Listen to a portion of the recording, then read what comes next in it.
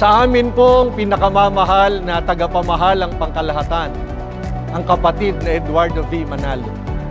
Kami pong mga ministro, manggagawa, at mga kusang loob na naglilingkod sa tanggapang pangkalahatan ay nagpapahayag po ng aming pagbati. Maraming salamat po sa inyong pagmamahal. Happy 14th anniversary po! We love you po!